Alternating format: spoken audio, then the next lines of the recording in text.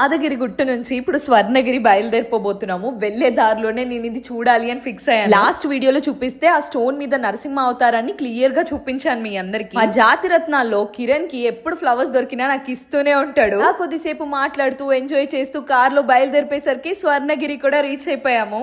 First entrance లోనే ఆ పాదాలని తాకగానే ఎంత ప్రశాంతమైన ఫీల్ అనిపించిందో నాకు. ఆ బోలెడని ఆశలతో ఎన్ని రోజుల నుంచో ఎదురు చూస్తున్నాను ఈ గుడిని చూడాలి అని. అందరం కలిసి అనుకుంటే కాదు, ఆయన అనుకుంటేనే మనం వెళ్ళగలమని ఆ రోజు అర్థమైంది నాకు. నీ ఎండ మాత్రం బీభత్సంగా ఉంటుండే. 5 నిమిషాలు అలా ఎండలో నుంచునేసరికి ఎక్కడ మాడిపోతామో అనిపించింది, అంత ఎండగా ఉంది. పక్కన ఎండకి ఇరిటేషన్ వస్తుంటే వీడేదేదో జోకులు వేస్తూ ఉన్నాడు. ఆ జోకులకి నవ్వులు కూడా రావట్లేదు. లేదు సరదాగా ఆడుకుంటుంటే నన్ను కూడా జాయిన్ చేసుకోండి అని మరీ అడుగుతున్నాను వాళ్ళని. మాతో ఏం ఆడతావులే వెళ్ళక్క అన్నారు. ముఖం మీద అంత మాట అనేసరికి ఇంకా ఎక్కడుంటాం చెప్పండి. రీల్స్ లో చూసిన